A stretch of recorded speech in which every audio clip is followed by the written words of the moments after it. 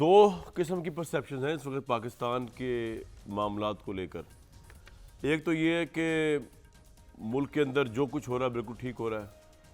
वो माफियाज जिन पे elected government हाथ नहीं डाल सकी, डॉलर माफिया, शुगर माफिया, उनके ऊपर बिजली के खिलाफ जो क्रैकडाउन हो रहा है, स्मगलिंग रोकना, स्मगलिंग माफिया, इनके ऊपर हाथ डाला जा रहा है और इस्टेब्लिशमेंट डाल रही है और बड़े सही तरीके से डाल रही है। डॉलर की स्मगलिंग करने वालों के खिलाफ घेरा तंग हो रहा है, अब ये खबरें मिल रही हैं, बड़ी अच्छी बात है।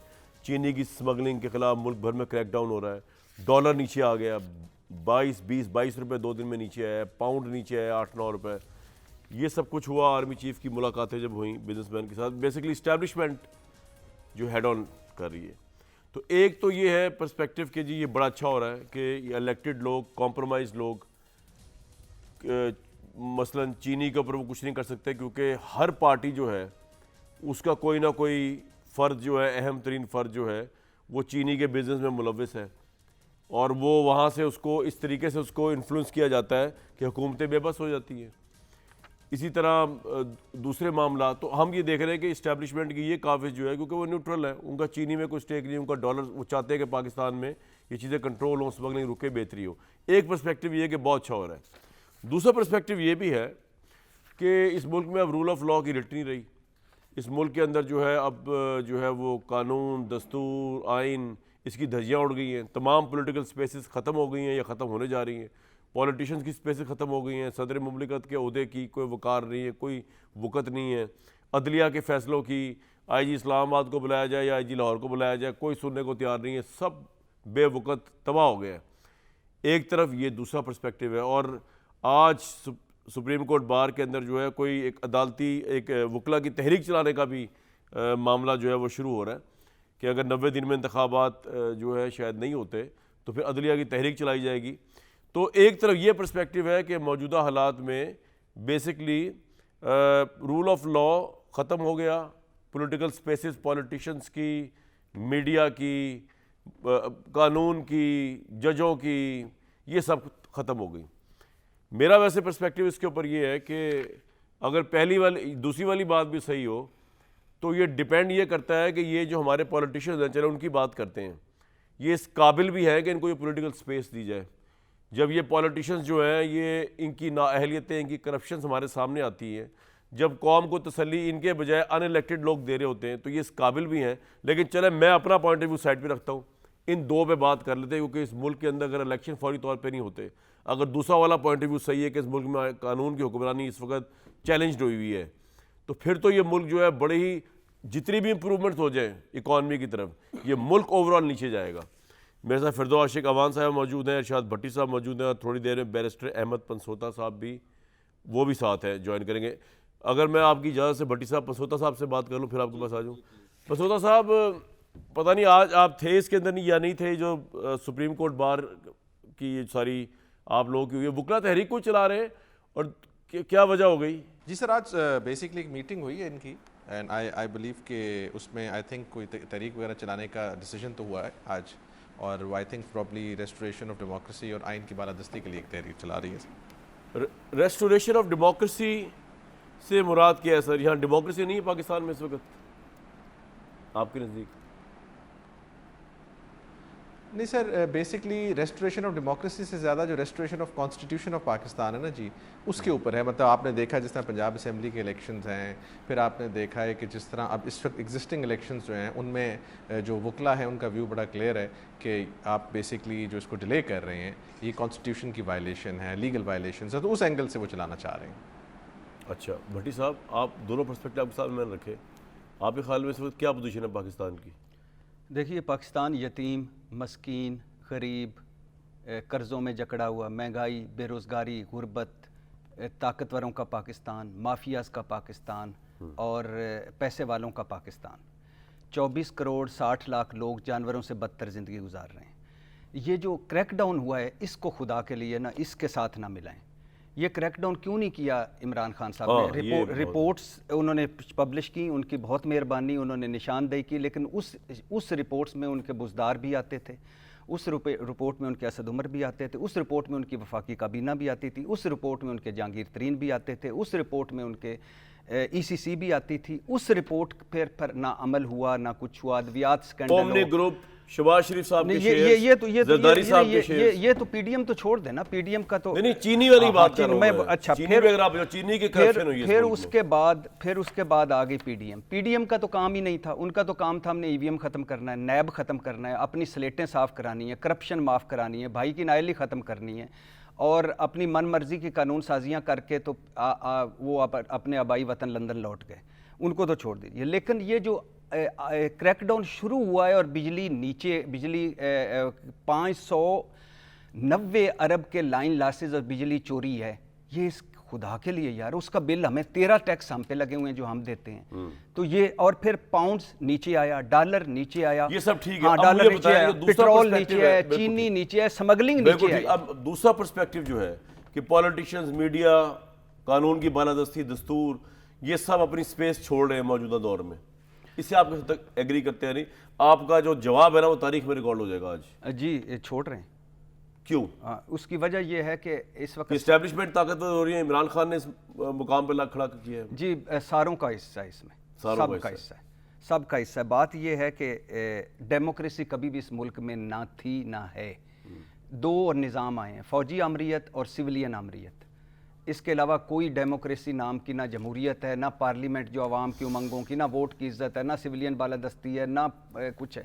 90 दिन में इंतखाबात होने कोई नहीं, ये तो तय। और ये मुश्तरका मफादात कौंसिल हुकूमत जो थी, ये मुश्तरका मफादात कौंसिल में तय कर गई। अब क्या हो रहा है? अब ये हो रहा है साहब देखे ना, लेट्स सपोज चीनी की बात कर लें, अब फिरदौस आशिक अवान साहिबा से पूछेंगे हम, लेकिन इनकी अपनी पार्टी के जो सरबराह हैं जहांगीर तरीन साहब, सबसे बड़े चीनी के प्रोड्यूसर हैं, प्रोड्यूसर भी है, और सबसे बड़ा जिम्मेदारी भी उन पे आती है, उनकी आती है। और जितनी रिपोर्टें आई उसके अंदर उनकी शुगर रिपोर्ट्स को लेके, शुगर मिल्स की बेनामी ट्रांजैक्शन से लेके पता नहीं क्या क्या कुछ खाते हैं। तो ये किस तरह, अगर ये पावर में आ जाती हैं इस्तेकाम पाकिस्तान पार्टी, ये तो यहाँ पे शुगर जितनी मिलनी इतनी भी नहीं मिलेगी, 1000 पे ना चली सर। चीनी की जब एक सिर्फ बाकी छोड़ दें, चीनी की जब रिपोर्ट वाजिद ज़िया की सरबराही में 360 सफाती रिपोर्ट पब्लिश हुई थी जी, और उसमें क्या क्या नहीं था, खुसरू बख्तियार से आशिम जवां बख्त तक, जहांगीर तरीन साहब जो सबसे बड़े हैं, शहबाज शरीफ साहब की फैमिली से लाई, शहबाज शरीफ साहब, ओमनी ग्रुप, जरदारी, लाडले, चहेते। फिरदौस आशिक अवान साहब से बात करेंगे एक वक्फे के बाद। मसला ये है कि हमारे पॉलिटिशियंस आते हैं स्केलेटन्स के साथ, तो इसलिए बहुत से लोगों के नज़दीक इस मुल्क के अंदर इस वक्त जो कुछ हो रहा है वो इनका भी किया धरा है। इस पर मज़ीद बात करेंगे। कल प्रेसिडेंट का आखिरी दिन है, क्या वो जाते जाते निगरान सदर बनने से पहले इलेक्शन की डेट दे सकते हैं? और कल का दिन और बड़ा अहम है, Supreme Court of Pakistan NAB तरमीमी बिल के ऊपर फैसला देने जा रही है, और अगर वो फैसला जैसे कि नज़र आ रहा है उसमें रिलीफ विड्रॉ हो गया तो पॉलिटिशियंस मजीद कहाँ खड़े होंगे करप्शन के मामलात को लेकर? एक ब्रेक के बाद इस पर बात करते हैं।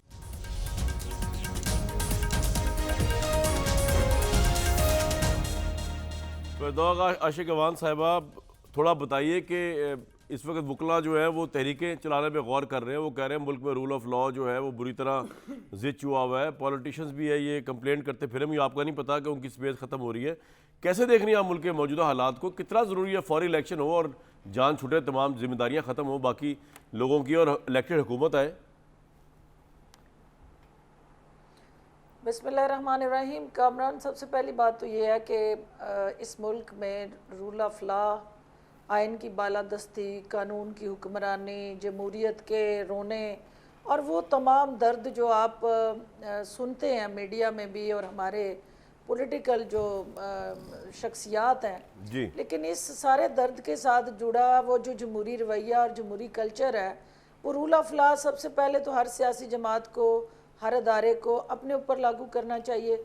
आप मुझे बता दें कि पाकिस्तान के अंदर आप वकला की तहरीक की बात कर रहे हैं, काला कोड जो खुद एक आइन और कानून के तहफ़्फ़ुज़ का ज़ामन है, वो काला कोड जो है सबसे ज़्यादा इस वक्त पाकिस्तान में उसी आइन से खिलवाड़ कर रहा है, उसी कानून को पाँव के नीचे रखता है, और वो सबसे ज़्यादा उन अदलिया को अपने ख्वाहिशात के ताबे फ़ैसले लेना चाहता है, वो कानून के ताबे नहीं, ख्वाहिशात के ताबे। और कौन सी ऐसी अदालत है, आप सिविल कोर्ट से शुरू हो जाएं और सुप्रीम कोर्ट तक, जहाँ ये काले कोड का तकद्दस जो है बरमला पामाल नहीं किया जाता।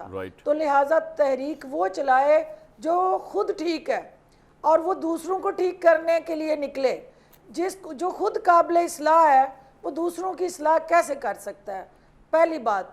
दूसरी बात यह है कि जो आप बात कर रहे हैं एक पॉलिटिकल ओवरऑल इलेक्शन का इस वक्त जो सिनेरियो और सिचुएशन चल रही है, देखिए इलेक्शन इस वक्त इस मुल्क की इतनी ही ज़रूरत है जिस तरह किसी शख्स को ज़िंदा रहने के लिए ऑक्सीजन की ज़रूरत है।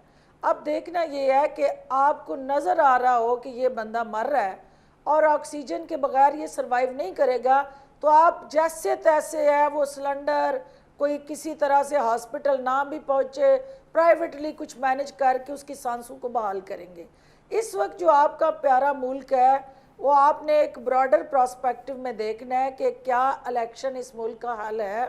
यस है, लेकिन किस वक्त क्या इस फिरदौस साहिबा आपके नजदीक फौरी इलेक्शन हल है या नहीं है? आप अपना बताएं ना प्लीज, क्योंकि आपके व्यू की भी तो इंपॉर्टेंस है ना, आप एक पार्टी को रिप्रेजेंट कर रही हैं। हमारा आईपीपी का जो मौकफ है कमरान बड़ा क्लियर है, बार बार हम उसको दोहराते हैं कि हमें इस मुल्क में इलेक्शन चाहिए, इस मुल्क में इस्तेहकाम के लिए, इस मुल्क के अंदर इकोनॉमिक स्टेबिलिटी लाने नहीं, मुझे के एक बात लिए, बताइए कि political कोई ऐसा stability इलेक्शन भी लाने के फिरदौस लिए। साहिबा हो सकता है कि अगर जिससे यहाँ पे इस्तेहकाम वो ना आए? इलेक्शन जो है वो इलेक्शन कौन सा होगा जिसमें इस्तेहकाम नहीं आएगा? जी जो इलेक्शन आपको नहीं चाहिए? बिल्कुल आना चाहिए। हम अपने बर वक्त इलेक्शन की हमायत करते हैं और हमारा मौकफ ये है कि वो नई हल्का बंदियों के तहत जो आइन ने इजाज़त दी, जो सीसीआई के अंदर तमाम सियासी जमातों ने इमरान खान के साथ ज्यादती हो रही है, mandate तहरीक दिया, इंसाफ के साथ ज्यादती हो रही है फिरदौस साहिबा आपके नज़दीक? क्योंकि आई थिंक वकला तहरीक में ये भी बड़ा इशू है कि बाबर अवान साहब वगैरह जब बात कर रहे थे आज, तो उनको लग रहा है कि उनके हकूक़ की पामाली हो रही है, उनकी बीवी को घसीटा जा रहा है, वो जमानतें करवाती फिर रही हैं, उनके ह्यूमन राइट्स उस तरह नहीं हो रहे। ये भी मुल्क की ओवरऑल सिचुएशन डिपिक्ट कर रहे हैं कि शायद इस मुल्क के अंदर जो है वो जंगल लॉ चल रहा है। यकीनन जो है वो बाबर अवान साहब की हकूक़ की पामाली हो रही है। यकीनन एतजाज़ हसन और हमारे प्यारे जो हैं साबका गवर्नर, उनके ज़ाती हकूक़ जो हैं वो बड़ी बुरी तरह से सलब किए जा रहे हैं, क्योंकि ये इस वक्त जो है बदकिस्मती से हमारा काला कोड जो है वो ज़ाती मफादात के साथ जुड़ गया है। जहाँ तक पीटीआई का रोना है, तो पीटीआई को जहाँ तक उसकी पॉलिटिकल स्पेस है उसको मिलनी चाहिए, लेकिन जहाँ उसने सियासी मंजरनामे और उफक से बाहर निकल के छलांगे लगाई हैं और एक दहशतगर्द तंजीम का रूप धाड़ के GHQ नहीं, ये बताया ना कि वो तो ठीक है, वो तो कंडेमेबल है। बुशरा बीबी बेचारी जमानतें लेती फिर रही है फिरदौस साहिबा, की है। कभी क्या उनके वो साथ सियासी जमात के ये सारे करतूत सियासी जमात के हैं? तो जहां जहां जिसने ओवर स्ट्रेचिंग की है अपने राइट को, आप ठीक कह रही है। मेरा ज़िमनी सवाल फिर मैंने छोटा साहब के पास जाना है। से ज्यादा जाके खेला इमरान साहब की वाइफ को जो घसीटा जा रहा है, उसका खमियाजा पुलिस भुगतना है। जो है तफ्तीशी अफसर कह रहे हैं इनकी गिरफ्तारी चाहिए, वो बेचारी जमानतें कराती फिर, ये ज्यादती नहीं हो रही है खातून के साथ? देखिए बाकी भी खवातीन है इस मुल्क के अंदर, खातून होना ये कोई कमजोरी नहीं, ये एक ताकत है।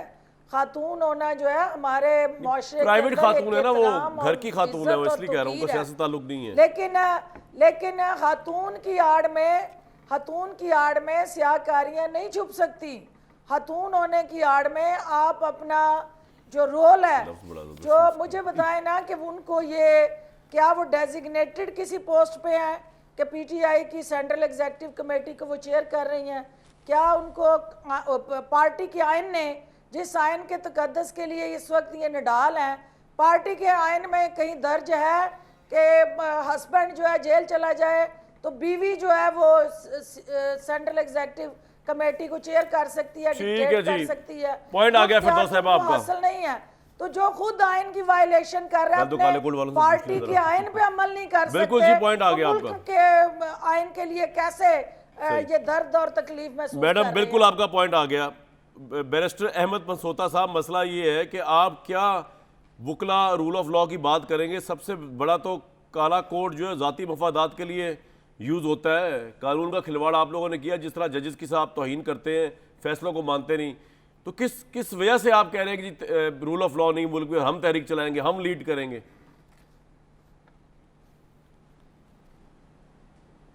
मैं जी बिल्कुल मैं मैडम की बात सुन रहा था और मैं उनसे बड़ा एहतराम से डिसएग्री करूंगा। ये वही काला कोट है जब आपको लॉयर्स मूवमेंट चलवा के और एंड में सारे के सारे साथ शामिल होके, शामिल तफ्तीश होके उस मूवमेंट को हाईजैक करने आई थी political parties across the board. ये वही है जो डिक्टेटर के खिलाफ खड़ी हुई थी। पाकिस्तान में जब कभी आमरीत के खिलाफ खड़े हुए हैं तो वकला खड़े हुए हैं। वकला के अगर पर्सनल इश्यूज हैं तो वकला का एक इलेक्शन 1 घंटा भी कभी लेट नहीं हुआ। अगर हुआ है तो विद इन 1 वीक उसकी कमेटी बनती है और जमहूरी तरीके से वकला इलेक्ट होते हैं। ये पाकिस्तान दुनिया के इस वक्त वाहिद मुल्क बना हुआ है जिसमें पंजाब असम्बली के इलेक्शंस भी डिले होने हैं क्योंकि अभी हमने उनको ऑक्सीजन देना है, और फेडरल गवर्नमेंट के इलेक्शंस भी डिले होने हैं क्योंकि अभी हमें उनको पता नहीं कौन सा मेडिकल ट्रीटमेंट देना है, ताकि ये डिटर्मिनेशन कि इलेक्शन किस टाइम पर होना है आइन के अंदर दर्ज है। आइन बिलीव करता है एक जमहूरी तरीके में, जो मैं आपके प्रोग्राम में कई दफ़ा बात पहले भी कह चुका हूँ कि हाकमियत अल्लाह की ज़ात की है, अवाम ताकत का सरचश्मा है, अपने नुमाइंदगान के थ्रू वो पावर एक्सरसाइज करते हैं। पाकिस्तान के पॉलिटिकल, फाइनेंशियल तमाम टर्मोइल का एक ही हल है, एक इलेक्टेड गवर्नमेंट वो फ़ौरन आए, वो इलेक्टेड गवर्नमेंट आके पाकिस्तान को इन मसाइल से निकाले। मैं समझता हूँ कि इस टाइम जो स्टेप्स लिए जा रहे हैं अच्छी बात है, पाकिस्तान के लिए सोचा जा रहा है, शुगर पर किया जा रहा है, बाकी जगहों पे काम किया जा रहा है कि पाकिस्तान सर, ये वकला तहरीक क्या है इसके बारे में बताया ना। वकला तहरीक आप सुनते तो घबरा जाते हैं कि क्या होने लगा मुल्क में। अभी मुश्किल से स्टेबिलिटी को आने लगी है इकोनॉमिकली, तो अब आप फिर पॉलिटिकल इंस्टेबिलिटी की तरफ जा रहे हैं। वकला तहरीक, सर मैं आपको बताता हूँ वकला तहरीक क्या है। जी जी जी बताएं बताएं। वकला तहरीक ये है कि जब 15 महीने पहले, 1.5 साल पहले ये हुकूमत आती है तो उस टाइम पर आके जो पहले 2 लॉज बनती हैं, एक FIA से इक्वटल होता है और दूसरी नेशनल अकाउंटेबिलिटी ब्यूरो के अंदर अमेंडमेंट्स आती हैं। आगे चलते हैं, उसके बाद आइन की बंदिश है कि आपने 90 दिन में इलेक्शन करवाने, नहीं करवाए जाते, सुप्रीम कोर्ट की जजमेंट आती, रिव्यू आता है, डिसमिसल्स के बावजूद ये यकीन नहीं आता हमारी फेडरल गवर्नमेंट को या पिछली गवर्नमेंट को कि इलेक्शन 90 दिन में कराने। अब दोबारा फिर वही काम शुरू हो गया कि एक CCI का डिसीजन, जिस डिसीजन की अपनी को वैल्यू नहीं, और वहां पर पीपल्स पार्टी बड़ी मासूमियत से ये कहती है जी कि हमें बताया गया था कि इलेक्शन टाइम पर ही होंगे। लेकिन मैं तो इस बात में हैरान हूं कि जब आपका सुप्रीम कोर्ट जो है वो पंजाब के इलेक्शन नहीं करवा सका, जो आपका कोर्ट जो है उसने रियलिटीज को समझ लिया, तो आप किस चक्कर में कह रहे हैं कि जी इलेक्शन जो है वो पंजाब के भी, अब इलेक्शन हम रोते रहे बैठ के, KP के भी रोते। आगे चले सर, आगे जब नई हल्काबंदी होगी इलेक्शन हो जाएगा। मुल्क में मुश्किल से इकोनॉमिक स्टेबिलिटी आ रही है, अब आप तहरीक चलाएंगे, फिर रूल ऑफ लॉ के मसले होंगे। और बादियों नजर में लग ऐसे रहा है भट्टी साहब की ये तहरीक जो वकला चला रहे हैं इमरान खान के लिए चलाने लगे, मुझे तो ये लग रहा है। Maybe I am wrong completely. नहीं डेफिनेटली इस वक्त, क्योंकि सारी इमरान डोमिनेटेड वकला उसके अंदर थे, बाबर अवान साहब ये वो, तो ये इमरान खान के लिए तहरीक चलने लगी है। तो खबरें आ रही हैं कि पीपल्स पार्टी वाले भी तहरीक इंसाफ के करीब करीब आ रहे हैं। किस वजह से? अब ये जो क्रैकडाउन हुआ है ये कोई आम हाँ ऑब्वियसली ये तो करप्शन पे भी हाथ डालेगा। हद हो गई है। बिजनेसमैनों से क्या कहा था आर्मी चीफ ने कि हर जमात जो है एक जैसी है और हर जमात में करप्ट अच्छे लोग भी हैं और करप्ट लोग भी हैं। और मुझे एक मुस्लिम लीगी मिला है, वो कह रहा था हमारे 6 को तो पकड़ें जो दिहाड़ियाँ लगा के गए हैं। वाह, खुद कह रहा था, मैं नाम नहीं लेना चाहता क्योंकि उन्होंने कहा हमारे 6 को तो पकड़ें जो इस 15 महीनों में दिहाड़ियाँ लगी हैं, एक तो फ्रंट पे लगी हैं ना, एक बैक पे लगी हैं। वो कमाल हो गया है। तो अब ये यतीम मुल्क है, इसमें यानी 590 अरब की जो बिजली चोरी है मैं भरूं, और दूसरी बात है कि ये पाउंड्स डॉलर यतीमों मस्कीनों की तरह चलते जाएं। सिर्फ शुरू हुआ है क्रैकडाउन। इनको तो सारों को चाहिए कि इस नुक्ते पे, पाकिस्तान पे और मईशत पे सारे कहें कि हम आर्मी चीफ के पीछे हैं। प्लीज अल्लाह के नाम पे करें, अक्रॉस द बोर्ड करें और बिला हाँ कर क्यों नहीं, ये सियासत चलती रहेगी, इस कोई शक नहीं कि सियासी अदम। और मेरा ख्याल से ये एस्टैब्लिशमेंट ही इसको उखाड़ सकती है क्योंकि उसकी पॉलिटिकल स्टेक नहीं है इसमें। तो कोई शक नहीं है कि जब तक मुल्क में सियासी अदम इस्तेकाम होगा, मुआशी इस्तेकाम नहीं आएगा। और इसमें भी कोई शक नहीं है, आइन दफन हो चुका है, PDM दफन करके गई है, अदालतें फारिग हो चुकी हैं, इंसानी हकूक फारिग हो चुकी हैं, चादर चार दीवारी का तकद्दुस फारिग हो चुका है। लेकिन ये न्यू नॉर्मल है भाई, 9 मई के बाद का मामला है। अब इसमें अब इसमें सर, लेकिन 9 मई के प्रीटेक्स्ट में इमरान खान के अलावा बाकी पूरे मुल्क को सजा तो नहीं हो सकती ना। नहीं हो इमरान खान जिसने गलती की है ये अगर और साबित हो जाए जरूर सजा होनी चाहिए। नहीं हो सकती। जिन लोगों ने ये प्लानिंग की उनको सजा होनी चाहिए। लेकिन बाकियों को क्या, कोई एक बेगुनाह भी उसको सजा नहीं मिलनी चाहिए, कोई एक गुनाहगार भी नहीं बचना चाहिए, ये तो है। लेकिन अब ये है कि अब हमें फिर इन सारे स्टेक होल्डर्स को बैठना पड़ेगा। देखें भट्टी साहब, लेकिन ना सदर के ओहदे की कोई वुकत है, ना अदालती अहकामात की कोई वुकत है, किसी चीज़ की, ना इलेक्शन कमीशन की कोई इज्जत है। पहले ना इमरान खान ने की, ना आज की हालात करे। तो इस मुल्क में कोई इदारा जाती कंट्रोल है? भाईजान मुझे एक बताएं, एक तो वक़्त रह नहीं गई, दूसरी जो ये जो इलेक्शन कमीशन ने अपनी वक़्त खुद रहने दी है। इस्लामाबाद के बल्दियाती इंतखाबात वो करवा नहीं सकता, कराची में धांधली बल्दियाती इंतखाबात में रुकवा नहीं सकता। सुप्रीम कोर्ट कह रही है जमहूरियत को पटड़ी से तो फिर उतारा, वकील आइन अगर के खिलाफ प्रोटेस्ट वर्जी करें तो की। मसला क्या है इसमें? वो कह रहे हैं रूल ऑफ लॉ के लिए प्रोटेस्ट करना चाह सर रहे हैं। ये रूल ऑफ लॉ और ये एक मैं कह रहा हूँ कि दो चीज़ों को सेपरेट रखें। इस वक्त जो सबसे बड़ा, खुदा की कसम उठा के देख लें, गली मोहल्लों में जाएं, इस मुल्क को कोई गर्ज अब ये नहीं रहा कि नवाज शरीफ कब वापस आ रहे हैं, इमरान खान के केसों का क्या बनता है। लाइकिंग डिसलाइकिंग हर बंदे की होती है। क्या हो रहा है, तहरीक क्या चल रही है इस वक्त? महंगाई, बेरोज़गारी, गुर्बत, किचन के खर्चे, बच्चों की फीसें, बिजली के बिल, और आबाई वतनों को लौटे दुबई और लंदन में वो बैठे लोग।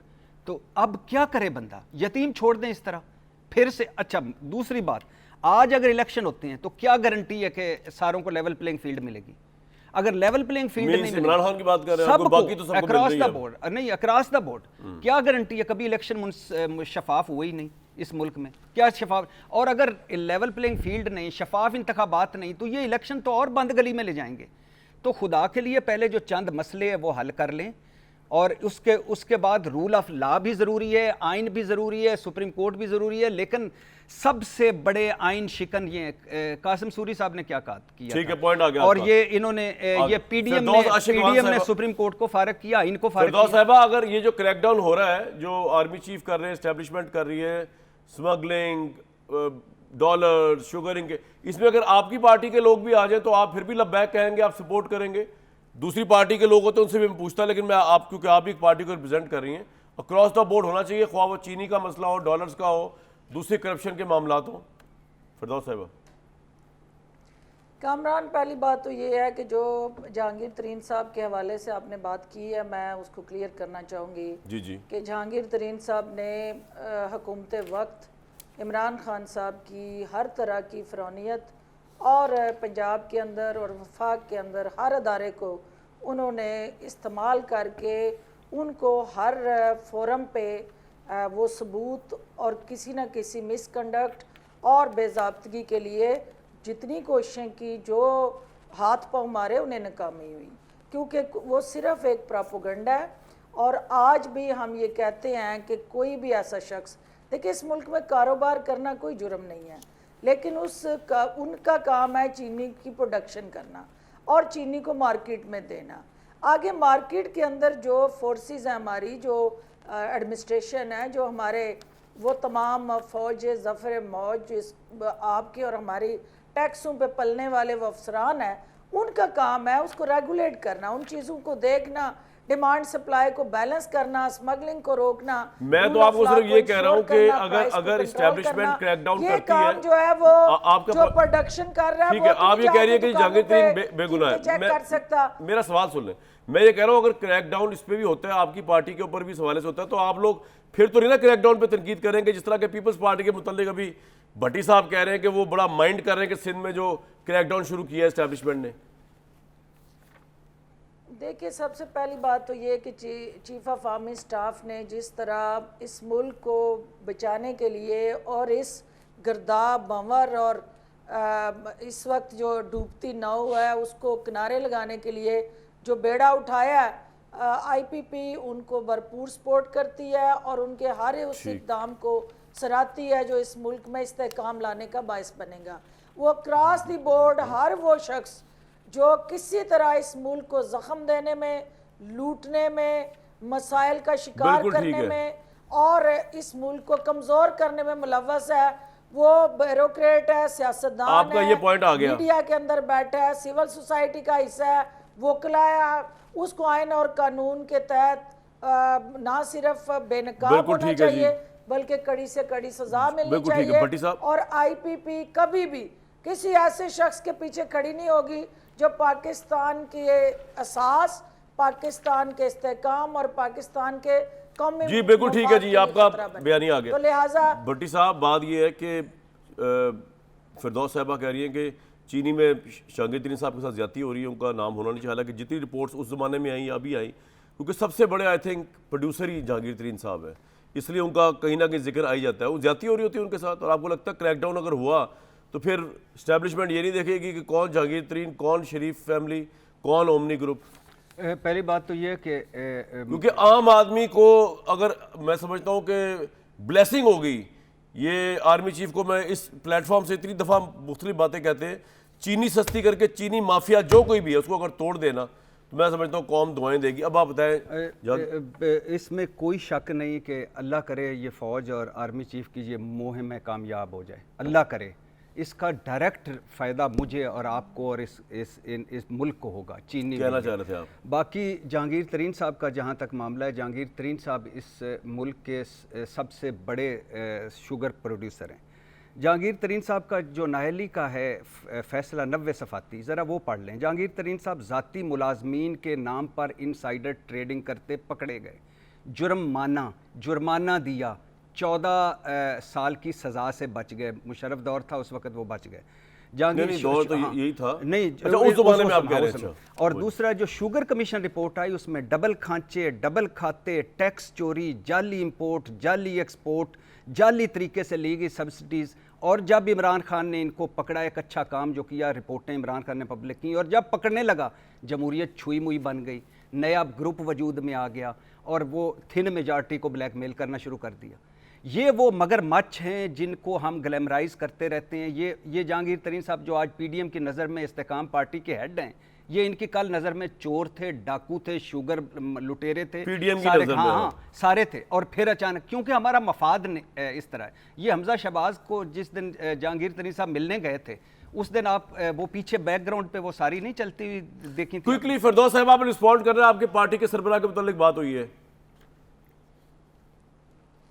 देखिए जी, बात यह है कि मैं किसी भी ऐसे शख्स को जो पाकिस्तान के आइन और कानून का मुल्ज़म हो, देखिए इल्ज़ाम लगाना और उन इल्ज़ामात का साबित करना, मैं किसी जगह भी उसको सपोर्ट नहीं करूँगी। लेकिन ये चीज़ आपकी जो सबसे ज़्यादती की है कि जो वन साइडेड वर्जन आप करें कि किसी का रिपोर्ट में नाम आया या चीनी की प्रोडक्शन में उनका जिक्र आया, भी इस हकीकत से कौन इनकार जहांगीर कर तरीन सकता है साहब कि मोस्ट वो वेलकम, आके चीनी अपना की वर्जन दे प्रोडक्शन सकते हैं हमारे करते हैं, प्रोग्राम ये में, उनका आपको भी मैंने कारोबार मौका है। दिया इसलिए जी। लेकिन किसी जगह भी तरीन साहब के हवाले से कोई ऐसा जुर्म, कोई ऐसा डायरेक्टली ठीक है, आपका पॉइंट आ गया। पसोटा साहब को जाना, भट्टी साहब कुछ कह रहे हैं आपने। उस इंक्वायरी के अंदर बोले मैनिपुलेशन या इन्वॉल्वमेंट मौजूद नहीं है। ये इल्जाम नहीं है, सुप्रीम कोर्ट का तो फैसला है कि वो ये सादिक अमीन रिपोर्टें नहीं हैं। है। ये जहांगीर तरीन साहब ने चलिए, खुद हम माना खाली है। जहांगीर तरीन का आप क्या करें यार, जो उनको हाइड पार्क एक जो 12 जहांगीर एकड़ तरीन का थोड़ी है, है। हाइड पार्क जो 12 एकड़ का है, शानी व्यू चीनी के कंपनी इशू कहाँ की से बात आई, कर रही हूँ। मनी लॉन्ड्रिंग और कहाँ से आई, चीनी के शुगर हवाले डाके से- कहाँ से आए।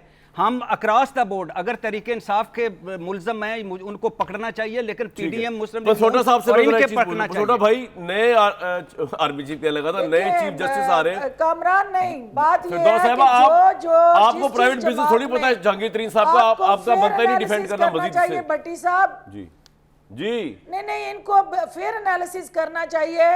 शुगर प्रोडक्शन जो है वो जरदारी साहब से लेके शरीफ फैमिली और मुझे उसके साथ पॉइंट आ गया, जुड़े आपका पॉइंट आ गया। बेशुमार खानदान जो है, हम सबकी उस बात कर रहे हैं, हम कारोबार सबकी में बात मुलव्वस कर रहे हैं। है। खुसरो और वो बख्तियार के आपके भाई, इस मोहल्ले सिलाई, सिंध का ओमनी ग्रुप, जरदारी साहब, सबकी बात कर रहे हैं।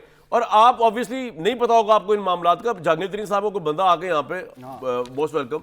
एक ब्रेक के बाद पसोटा साहब मुझे बताइए कि क्या नई चेंज आने वाली है 16 सितंबर के बाद। जस्टिस फाइज ईसा से एक पार्टी ने जो होप्स लगाई हैं वो पूरी होंगी या वो एक किसी और तरीके से बिहेव करेंगे, आप तो बेहतर जानते होंगे। एक ब्रेक के बाद ही बात करते हैं।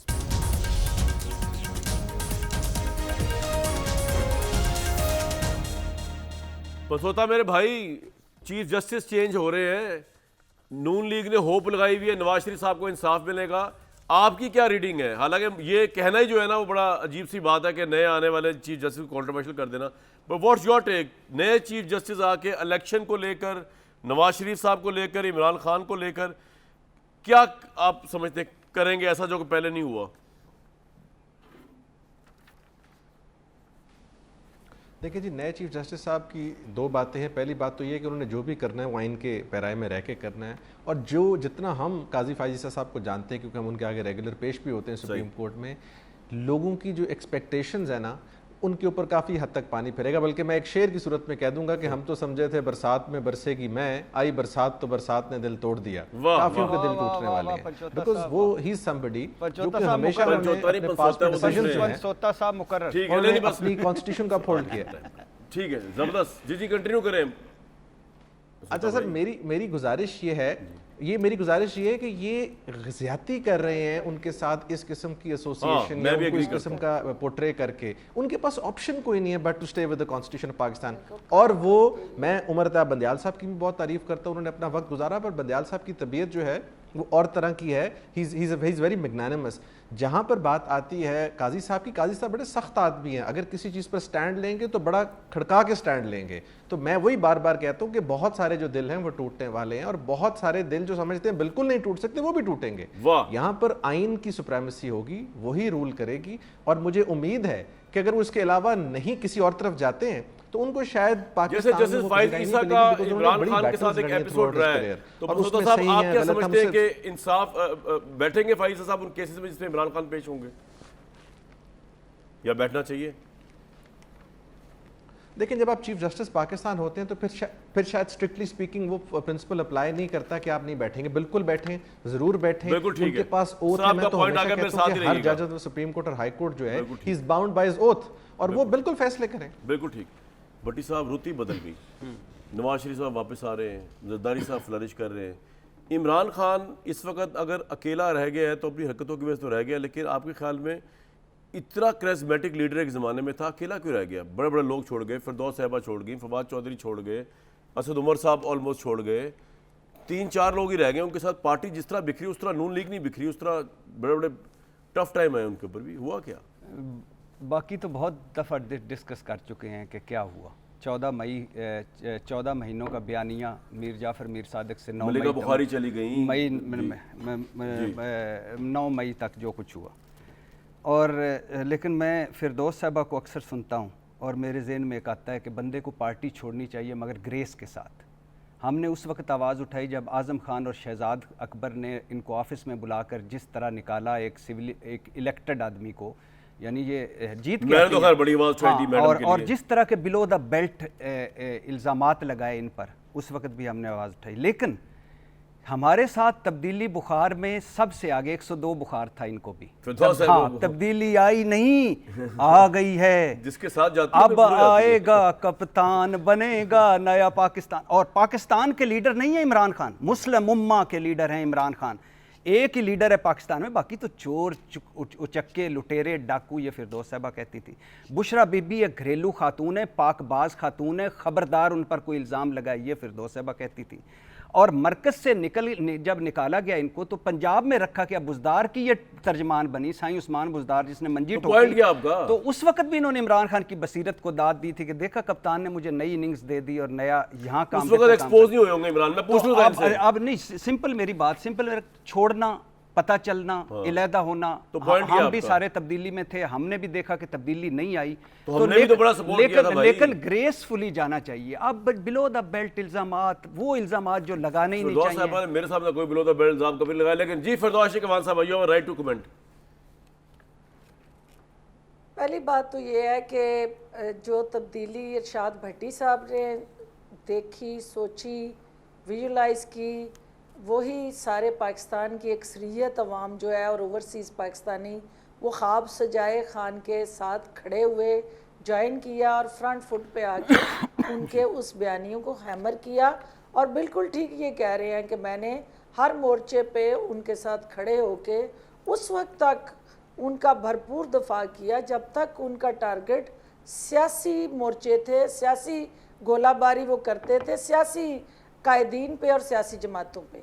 जो ही उन्होंने अपना रुख किया, भट्टी साहब चेंज और कौमी अदारों पे हमलावर होके पाकिस्तान की कौमी सलामती को दाव पे लगा के और पाकिस्तान को जिस तरह से तहस नहस करने के लिए वो बाहर निकले, और यकीनन आप भी मुझसे ज़्यादा मुहिब वतन हैं, आप भी ये कभी अफोर्ड नहीं करेंगे या आपको अच्छा नहीं लगेगा कि आपके मुल्क को इस तरह वैसे से मैं एक बात कमजोर बताऊं करने फिरदौस के साहिबा, लिए आपके घर डिफेंस का में भेदी जो है वो सुन ले लंका जरा डाल रहा हो। एक मैं आपके और डिफेंस में बात बताने दूसरी लगाऊं। बात ये मेरी बात तो सुन कि ले, जो आपके हक में एक जी, बात जो- बताने लगाऊं, सुन तो लें। जी जी आपने मुझे बहुत अरसा पहले, याद करें आपकी मेरी मुलाकात हुई थी डीएचए में, आपने उस वक्त मुझे बुशरा बीबी के मुतालिक जो आपके कंसर्न्स थे आपने मुझे बताए थे, इसका मैं गवाह हूं।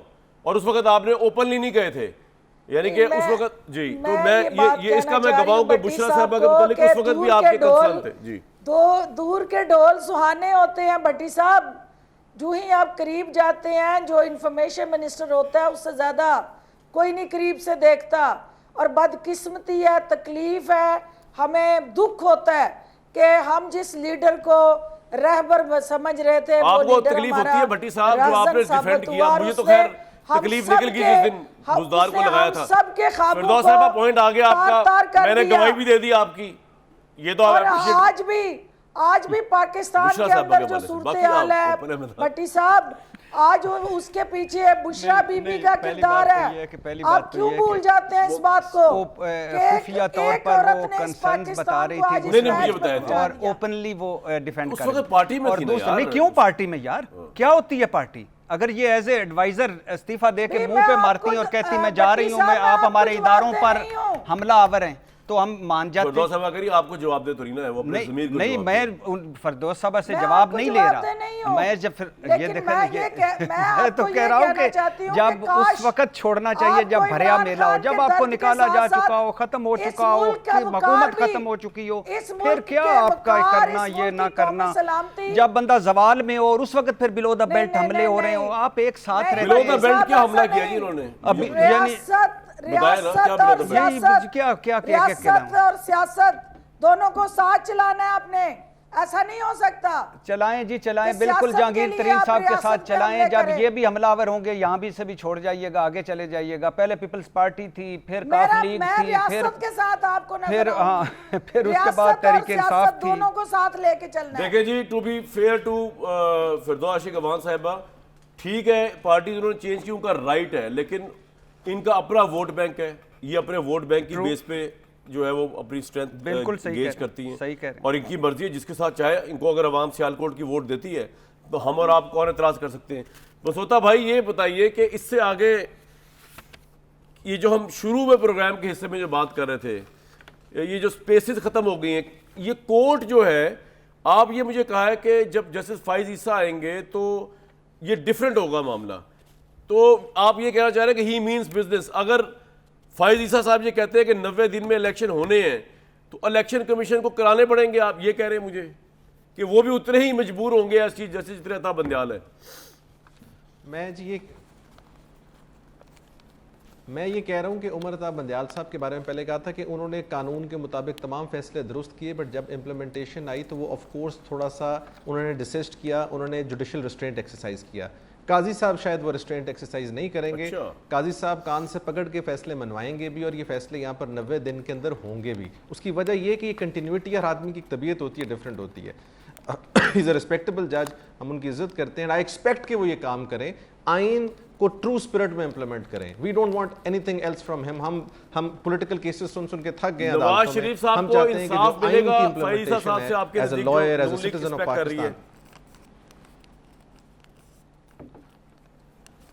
नवाज शरीफ साहब को इंसाफ काजी फायज ईसा साहब ने नहीं देना, नवाज शरीफ साहब को इंसाफ ट्रायल कोर्ट के बाद एपीलेट कोर्ट ने देना है। वो आएंगे तो इंसाफ मिलेगा, या फिर इंसाफ का एक पैकेज बना के हम वहां भेज दें लंदन में, उनको पाकिस्तान ये आके ज्यादा इंसाफ अच्छा। लेना पड़ेगा ना जी। जहाँ मैं और ऐसा आप तो नहीं हो तस्वीरें सकता कर कि रहे हम थे ना। नहीं, expect करें तस्वीर वहाँ आप बैठे कर बैठे रहे मैं थे, सुप्रीम तस्वीरें कोर्ट कर रहे उनको थे, आप नहीं मेरे देते। साथ बस होता भाई, आप मेरे साथ है। सेंट्रल लंदन में फिर रहे थे हम, तो साथ ही 2 मिनट के फासले पे नवाज शरीफ साहब थे, तो मुझे अगर पता होता तो मैं इंसाफ पैकेज लेके इन्होंने दे एक आता। बात इंटरेस्टिंग की है जो बड़ी अहम है, वो कह रहे हैं कि जस्टिस फाइज ईसा जब आएंगे तो उसके बाद वो जी सर, मेरा कामरान साहब बड़ा सिंपल आर्गुमेंट जी, है जी। कि अगर आप इधर आके फेस कर सकते हैं केसेस को, well and good, appellate jurisdiction में आपको रिलीफ मिलनी हुई मिल जाएगी, लेकिन एक्सपेक्ट करना कि बाकी पॉलिटिकल लीडर्स फेस करें और वो फेस नहीं करेंगे और उनको वहां रिलीफ मिल जाएगा, तो एवरी Point आ गया पॉलिटिकल आपका, पर्सन हैज टू बिल्कुल कम आ गया, आ गया। और आके इसको फेस मैंने आपको यहाँ एक और बात बिल्कुल की, मिलेगा अगर उनके साथ कह रहे जाती हुई। हैं कि ये जो फैसले इंप्लीमेंट बंदयाल साहब नहीं करवा सके ये करवाएंगे, तो उसमें तो फिर बड़ी डायरेक्ट कन्फ्रंटेशन भी हो सकती है।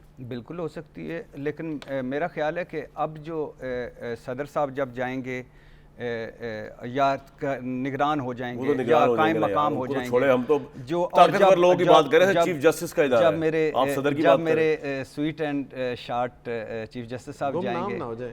जाएंगे तो उस यार, वक्त टाइम इतना होता नहीं, जितना आप लंबा खींच लेते हैं, कोई लस्सी थोड़ी बन रही है। Supreme court thank you, supreme court उस वक्त ज़्यादा मजबूत होगी, तकसीम नहीं होगी और उनके फैसलों को मानना पड़ेगा, पहली बात। दूसरी बात बस, दूसरी बात है सदर कल का डाल सकते हैं, सदर को आईनी इख्तियार हक है, हासिल है। इन्होंने इलेक्शन एक्ट में कानून साजी की है, तो आईनी इख्तियार उन्हें हासिल है, अब वो कर सकते हैं। फिरदौस साहिबा, गिला शिकवा अगर कोई आपको भट्टी साहब से है तो भट्टी साहब माफ़ी मांगेंगे, लेकिन मैंने तो आपकी गवाहियाँ भी दी हैं आज। तो मैंने जहांगीर तरीन साहब चाहें तो आके इस प्रोग्राम के प्लेटफॉर्म से अपनी पोजीशन वाज़ा कर सकते हैं शुगर के सारे केस के ऊपर। उम्मीद ये नेक्स्ट वीक तक के लिए इजाज़त।